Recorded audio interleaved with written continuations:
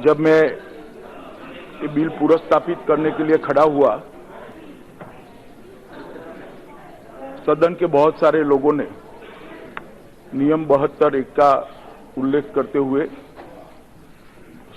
सदन की कॉम्पिटेंसी के बारे में सवाल उठाए। कॉम्पिटेंसी इस दृष्टि से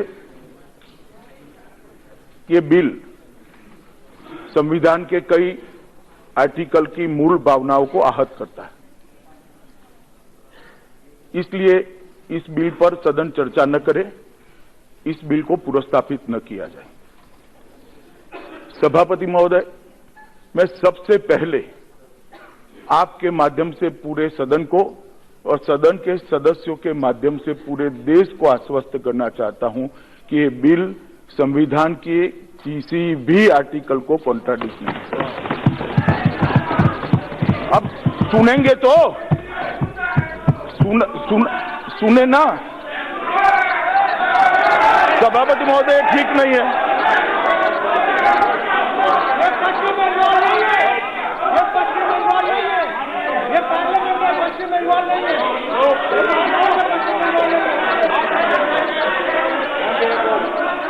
दादा बैठिए। दादा सदस्यगण, मान्य सदस्यगण, मान्य, अरे वो अटल जी,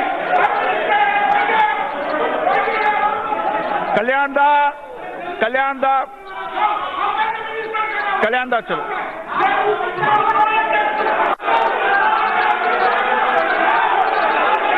अरे बैठ जाओ भाई, बैठ जाओ।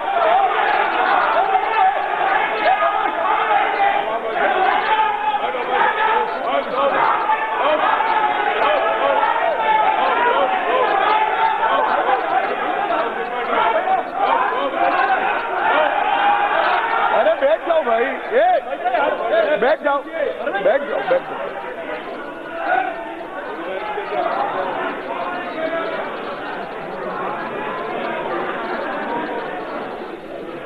सभापति महोदय, मैं फिर से एक बार सदन के सभी सदस्यों को आपके माध्यम से आश्वस्त करना चाहता हूं कि जिस बिल को मैं पुरस्तापित करने के लिए प्रस्ताव लेकर आया हूं, वो बिल किसी भी तरह से, किसी भी दृष्टिकोण से संविधान के किसी भी आर्टिकल को आहत नहीं करता है। सबसे पहले अनुच्छेद 11 की बात करी। मेरा सबसे आग्रह है कि अनुच्छेद 11 को पूरा पढ़ लें। एक अनुच्छेद 11 का उपबंध में पढ़ना चाहता हूं। इस भाग के पूर्वगामी उपबंधों की कोई भी बात नागरिकता के अर्जन और संपत्ति के तथा नागरिकता के संबंधित अन्य सभी विषयों के संबंध में उपबंध करने की संसद की शक्ति का अल्पीकरण नहीं करेगी। सबका इस तरह से नहीं होगा अध्यक्ष जी, मैं सबका जवाब दे रहा हूं। मान्यवर, मेनली लबोलब सबने आर्टिकल 14 का उल्लेख किया कि आर्टिकल 14 वायोलेट हो रहा है। मैं थोड़ा सदन के सामने आर्टिकल 14 को पढ़ना चाहता हूं। भारत के राज्य क्षेत्र में किसी व्यक्ति को विधि के समक्ष समता या विधियों के समान संरक्षण से वंचित नहीं करेगा। ये है आर्टिकल 14। अब मान्यवर, जो मैं बिल लेकर आया, इसमें उन कुछ सदस्यों को लगता है कि समानता का अधिकार इससे आहत होता है, परंतु मैं सबके सामने मेरी एक बात रखना चाहता हूं कि आर्टिकल 14 रीजनेबल क्लासिफिकेशन के आधार पर कानून बनाने से रोक नहीं सकता। एकदम जवाब मत दीजिएगा, मुझे ध्यान से सुनिएगा। ऐसा नहीं है मान्यवर कि पहली बार नागरिकता के लिए कोई सरकार निर्णय कर रही है। 1971 में श्रीमती इंदिरा गांधी ने एक निर्णय किया कि बांग्लादेश से जितने भी लोग आए हैं, सारे लोगों को नागरिकता दी जाएगी। अब मुझे एक बात बताइए तो फिर पाकिस्तान से आए हुए क्यों नहीं लिए? आप बैठिए। माननीय अध्यक्ष जी, ये ठीक नहीं है। मैं बताता हूं ना।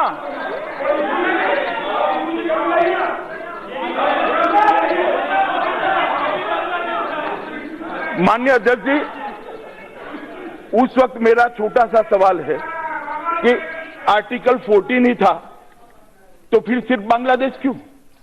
अभी अधीर रंजन चौधरी खड़े हो गए, उनका गुस्से होना स्वाभाविक भी है। मैं उनका गुस्सा समझ भी रहा हूं और गुस्से का कारण भी समझ रहा हूं। माननीय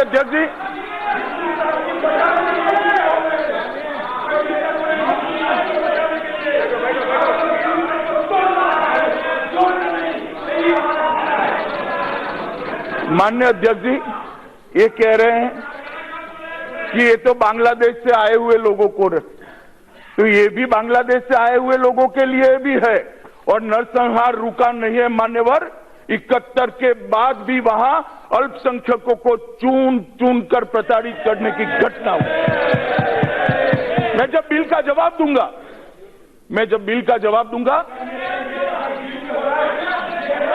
बिल पर ही कर रहा हूं मैं, आर्टिकल 14 पर ही बोल रहा हूं मैं।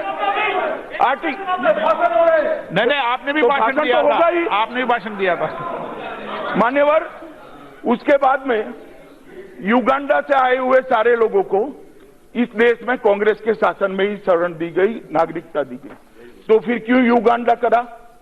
इंग्लैंड से आए हुए लोगों को क्यों नहीं करा? सब करने चाहिए थे, क्योंकि एक विशिष्ट रीजनेबल क्लासिफिकेशन के ग्राउंड पर युगांडा वालों को दिया गया था। दंडकारण्य का कानून लेकर आए, तब भी सबको नागरिकता दी। सिर्फ क्यों उस वक्त भी बांग्लादेश करा 59 में? क्योंकि रीजनेबल क्लासिफिकेशन के आधार पर किया था। मान्यवर श्रीमान राजीव गांधी जी ने आसाम एकॉर्ड करा, फिर से 71 तक के सभी लोगों को स्वीकार कर लिया। क्यों 71 के बाद के नहीं करे? क्योंकि एक कट ऑफ डेट नक्की हुई तो आर्टिकल 14 वहां अप्लाई नहीं होता था। आर्टिकल 14 वहां पर पूरी दुनिया से आए हुए ले लो भाई 71 से। और मान्यवर ऐसे समानता के अधिकार के कानून दुनिया भर के संविधान के अंदर है। मैं ढेरों संविधान को कोट कर सकता हूं। एक नागरिक यहां से वहां जाकर सिटीजनशिप ले ले, वो ग्रीन कार्ड देते हैं। किसके आधार पर देते हैं मान्यवर? जो ज्यादा निवेश करेगा, जो रिसर्च एंड डेवलपमेंट में कंट्रीब्यूट करेगा, इसको देते हैं। क्या समानता विकसित होती है? क्या नहीं होती है मान्यवर। एक रीजनेबल क्लासिफिकेशन के आधार पर होता है। और कई सारे कानून, इसको छोड़ दीजिए, मैं अभी बोलूंगा तो आपको अच्छा नहीं लगेगा, मगर समानता का आर्टिकल 14 का अगर आप जो मेरे विपक्ष के सदस्य मित्र करते हैं, ऐसा इंटरप्रिटेशन अगर समानता के कानून का करना है तो अल्पसंख्यकों के लिए विशेष अधिकार कैसे होंगे मान्यवर? बताइए मुझे। समानता का कानून अप्लाई वहां क्यों नहीं होता है? उनके एजुकेशन, माइनॉरिटी एजुकेशन इंस्टीट्यूशन को जो अधिकार मिला है वो एक सेकंड, वो आर्टिकल 14 वायोलेट करता है क्या? वो एक रीजनेबल, दादा बैठ जाइए दादा बैठ, अब मुझे सुनना पड़ेगा आपको। मैं एक एक चीज का जवाब देता हूं, बैठ जाइए। Please sit down, please sit down.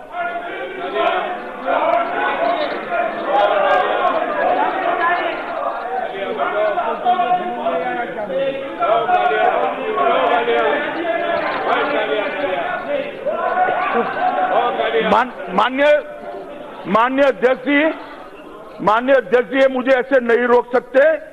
ये सरकार को 5 साल के लिए चुना है, हमें सुनना पड़ेगा। इस तरह से नहीं चलेगा। माननीय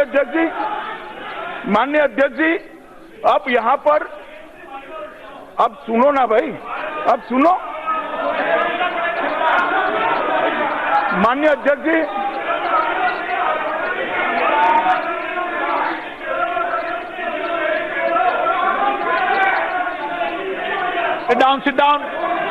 sit down. माननीय सदस्यगण, माननीय सदस्य प्लीज 1 मिनट। माननीय सदस्य प्लीज। दादा कल्याण जी, माननीय सदस्य अरे मत जवाब देना भाई, आप शांत हो भाई। बिगाड़ना है आपको भी बिगाड़ना है। माननीय सदस्य, एक मिनट गृह मंत्री, माननीय अध्यक्ष जी, एक मिनट गृह मंत्री। माननीय सदस्यगण, जब आप माननीय सदस्य सब बोल रहे थे, जब मैं इधर से सदस्यों को सबको चुप करा रहा था, जब इस सदन को अगर चलाना है, अगर गंभीरता से चलाना है तो सवाल करो तो जवाब भी सुनना चाहिए। मैं आपको डिबेट के समय पर्याप्त अवसर दूंगा, ये मैंने आपको बताया है। बीच में कोई भी माननीय सदस्य गृह मंत्री जी के बीच में न अंकित होगा न उठे, ये मेरा आपसे आग्रह है माननीय गृह मंत्री जी। माननीय अध्यक्ष जी, अब जब रीजनेबल क्लासिफिकेशन के आधार पर इस देश में आर्टिकल 14 के रहते ढेर सारे कानून बने हैं, तो यह केस के अंदर एक कानून को लाने के लिए रीजनेबल क्लासिफिकेशन का आधार क्या है वो मुझे बताना चाहिए। और मैं जब बिल पायलट कर रहा हूं, बिल लेकर आता हूं, तो मेरा दायित्व है कि मैं सदन के सामने रीजनेबल क्लासिफिकेशन का माननीय सदस्य बात नहीं करें, आधार सदन के सामने रखूं। माननीय अध्यक्ष जी, इस बिल के अंदर भारत की जमीनी सीमाओं से सटे हुए 3 देश, अफगानिस्तान, बांग्लादेश और पाकिस्तान। फिर माननीय सदस्य सब जवाब दूंगा भाई। माननीय सदस्य बैठ जाओ ना। माननीय अध्यक्ष जी, मैं रीजनेबल क्लासिफिकेशन। माननीय सदस्य आप माननीय सदस्य प्लीज। माननीय अध्यक्ष जी, मैं नेपाल का भी जवाब दूंगा, सबका जवाब दूंगा, मगर बिल जब चर्चा में आएगा तब। अभी स्पीकर करना बंद कीजिए, यहाँ पे चुप रहेंगे। माननीय सदस्य कैसे चल रहा है प्लीज। माननीय सदस्य आप मत करो, मैं सदन के नेता से आग्रह करूंगा अपनी गरिमा को बनाए रखें, आप मुद्दे पर न उठे, अच्छा नहीं लगता। नहीं, मैं मौका देता हूं।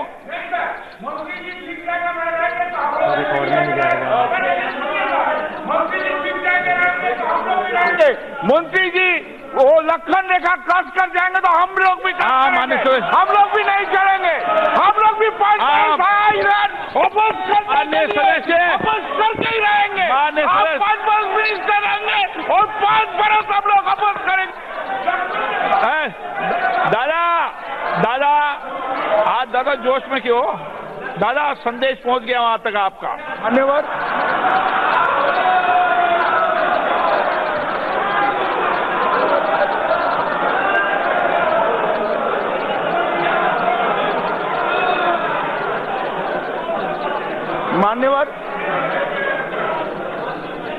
मान्यवर में रीजनेबल क्लासिफिकेशन के ग्राउंड पर था। मान्यवर, रीजनेबल क्लासिफिकेशन का ग्राउंड क्या है?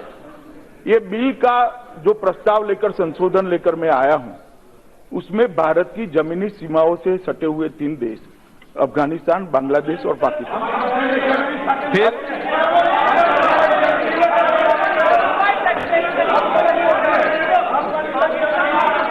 माननीय सबका अपना अपना। मान्यवर, इनको सभी सदस्य कह रहे हैं भारत की 106 किलोमीटर जमीनी सीमा अफगानिस्तान से सटी हुई है। क्या आप, मैं रिकॉर्ड पर कह रहा हूं, उकसाने से कुछ नहीं होगा, रिकॉर्ड की बात है। मैं भूगोल को जानता हूं, इस देश की, मैं इस देश की भूगोल को जानता हूं, मैं यही कहूं। मान्यवर,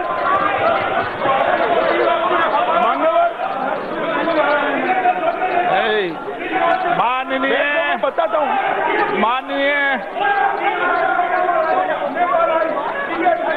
माननीय, बैठ जाओ भाई, बैठ जाओ। कैसे बैठ जाए? आज मान्यवर, बैठ कैसे जाए? मान्यवर,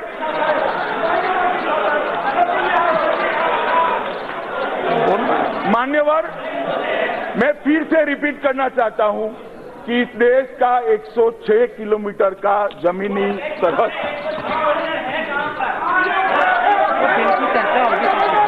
आप बिल की मान्य दादा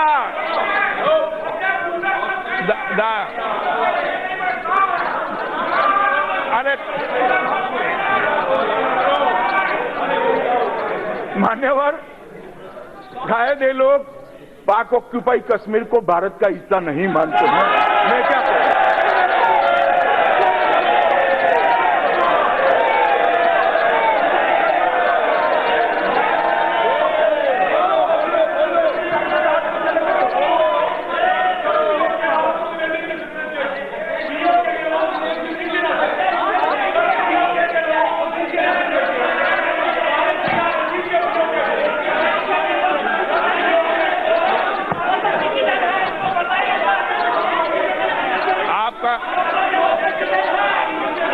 मान्यवर,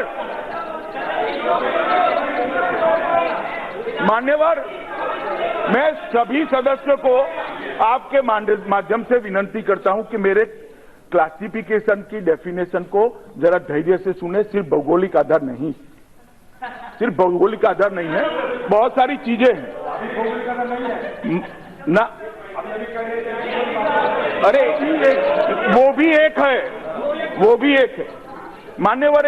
अब ये जो 3 देश है, अफगानिस्तान, बांग्लादेश और पाकिस्तान, ये तीनों देश के संविधान को हमने बारीकी से देखना पड़ेगा अगर इस बिल के तत्व को समझना है। अखिलेश जी जल्दी समझ में नहीं आएगा।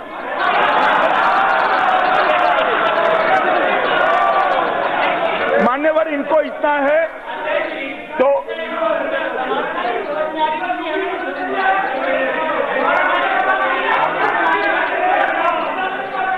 रमेश जी, मान्यवर,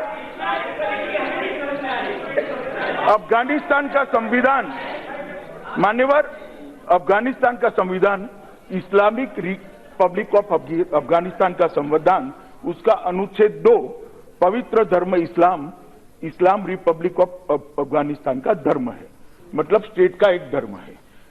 Pakistan, Islamic Republic of Pakistan, इसके अनुच्छेद 2 को देखिए, इसमें प्रावधान है पाकिस्तान राज्य का धर्म इस्लाम होगा।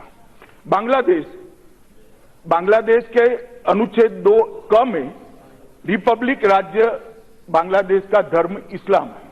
मैं इसलिए ये तीनों पड़ोसी देश के धर्मों का जिक्र करने वाला हूं, कर रहा हूं मान्यवर, क्योंकि ये जो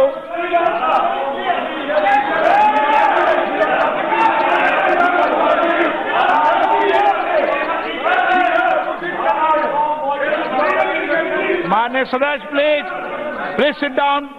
माननीय सदस्य, down, please sit down, please sit down. मान्यवर, में बहुत हो गया माननीय सदस्य। 1 सेकंड, नहीं, प्लीज बैठ जाइए। 1 सेकंड। मान्यवर, मैं फिर से स्पष्ट कर दूं कि अभी मैं बिल पर नहीं हूं, बिल की कॉम्पिटेंसी को समझा रहा हूं। अब जब आप आपके वक्तव्य के अंदर दयानिधि मारन जी लंका का पूछेंगे, जरूर जवाब दूंगा, मगर मैं अभी बिल की वैधानिक कॉम्पिटेंसी के बारे में कह रहा हूं। ये नहीं है, वो नहीं है, चीन, जो दुनिया के जो देश का पूछना है वो पूछ लीजिएगा, मैं सबके जवाब दूंगा। मान्यवर, अब आप तो बैठ जाइए सब।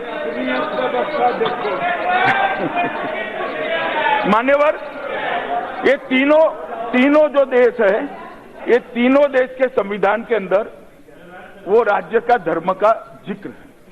अब पार्टीशन के वक्त शरणार्थियों का यहां से वहां जाना, वहां से यहां आना हुआ, उस वक्त नेहरू लियाकत समझौता हुआ 1950 में। मैं इस पर डिटेल में बताऊंगा, मगर नेहरू लियाकत समझौते के अंदर उस वक्त दोनों पाकिस्तान थे, पूर्व पश्चिम और भारत, उसके बीच में एक समझौता हुआ। इसमें दोनों देशों ने अपने यहां माइनॉरिटी के संरक्षण की व्यवस्था का गारंटी दिया। दुर्भाग्य से यहां पर इसकी अनुपालना ढंग से हुई और ये तीनों राज्यों के अंदर माइनॉरिटी पर, मैं जब बिल पर आऊंगा तब बताऊंगा मान्यवर, इतने अत्याचार हुए, इतने अत्याचार, और वो अत्याचार के मारे धार्मिक प्रताड़ना के कारण हिंदू, मुस्लिम, सिख, जैन, पारसी और क्रिश्चियन, हिंदू, हाँ मुस्लिम, मानिए आपको भी आप एक प्लीज एक मिनट मेरे शब्द को मत पकड़े दानिश अली। क्या आप कहना चाहते हैं पाकिस्तान में मुसलमान पर अत्याचार होगा, बांग्लादेश में मुसलमान पर अत्याचार होगा? कभी नहीं हो सकता। मान्यवर हिंदू, मैं फिर से रिपीट कर देता हूं मान्यवर। एक मिनट माननीय सदस्य, एक मिनट इतने अधीर मत होइए अधीर रंजन जी, बैठिए जरा। हाँ बोल रहे हैं, आपको भाषण का समय आएगा। एक मिनट मान्यवर, ये सारी चीजों का मैं जवाब दूंगा। माननीय प्लीज मान्यवर, ये तीनों राष्ट्रों के अंदर हिंदू, बुद्ध, सिख, जैन, पारसी और क्रिश्चियन, ये 6 मत के धर्म के पालन करने वालों के साथ धार्मिक प्रताड़ना हुई। ये बिल जो मैं लेकर आया हूं, बैठ जाइए प्लीज, बैठ जाइए मान्यवर प्लीज। मान्यवर जो बिल लेकर मैं आया हूं, मान्यवर जो मैं बिल लेकर आया हूं, वो पॉजिटिव डायरेक्शन के आधार पर धार्मिक रूप से प्रताड़ित अल्पसंख्यकों को शरण में लेने का बिल है, उनको नागरिकता देने का। मान्यवर, यहां कहा कि मुस्लिमों के अधिकार ले लिए, इस बिल ने किसी मुस्लिम के अधिकार नहीं। हमारे एक्ट के मुताबिक कोई भी एप्लीकेशन कर सकता है। ढेर सारे लोगों को नागरिकता दी भी है और ढेर सारे लोगों को भविष्य में भी मिलेगी। नियमों के अनुसार एप्लीकेशन करेंगे, ये सबको मिलेगा। एक मिनट तुम बैठ जाइए। हाँ प्लीज माननीय, इनका जवाब मत दीजिए आप। मान्यवर, अब ये इतना बोल रहे हैं, मैं कह दूं ये बिल की जरूरत क्यों पड़ी है? जब देश का आजादी मिला तब धर्म के आधार पर विभाजन अगर कांग्रेस पार्टी न करती तो ये बिल की जरूरत न पड़ती। किसने किया धर्म के आधार पर विभाजन? किसने किया धर्म के आधार पर विभाजन? इस देश का विभाजन धर्म के आधार पर कांग्रेस पार्टी ने किया है, हमने नहीं किया है। धर्म के आधार पर विभाजन कांग्रेस पार्टी ने किया है। मान्यवर, उनको सुनना पड़ेगा, ये इतिहास है, इसको सुनना पड़ेगा। मान्यवर, इस देश का विभाजन, माननीय आपका अंकित हो रहा है, माननीय गृह मंत्री जी आपका अंकित हो रहा नहीं हो रहा होगा।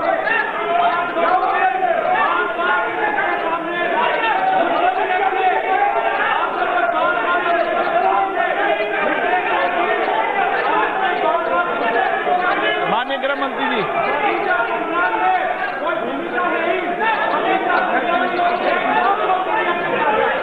सुनना पड़ेगा सब उनको।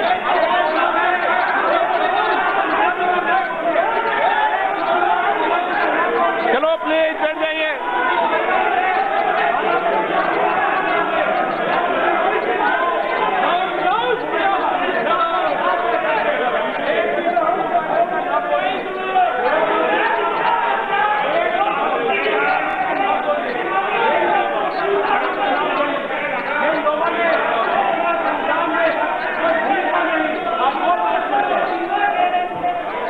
बैठ जाओ प्लीज।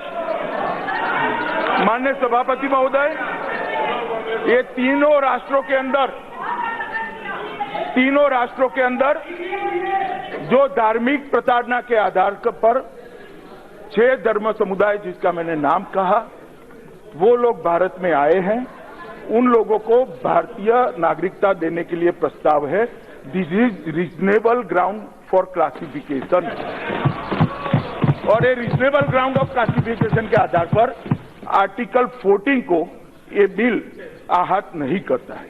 मान्यवर, मैं फिर से एक बार कहता हूं कि ये 3 राष्ट्रों से भी अगर कोई मुस्लिम सज्जन हमारे कानून के आधार पर एप्लीकेशन करता है तो ये देश खुले मन से इस पर विचार करेगा, परंतु उन लोगों को ये जो प्रावधान होने जा रहा है इसका फायदा इसलिए नहीं मिल सकता मान्यवर, क्योंकि उनके साथ धार्मिक प्रताड़ना नहीं हुई है। ये निश्चित क्लासिफिकेशन के आधार पर बिल लेकर आया हूं मान्यवर।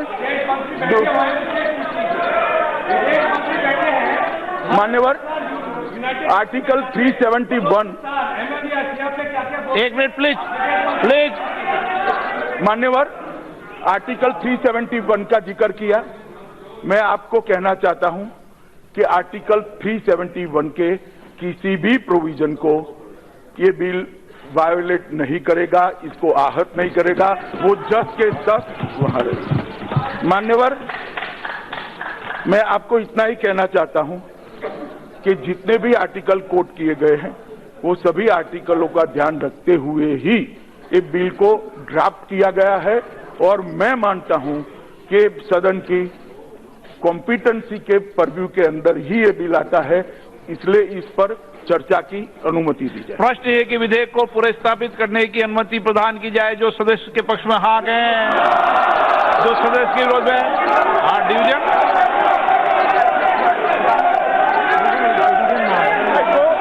पुनर्स्थापित करता हूं। लॉबी खाली की जाए। लॉबी खाली की जाए।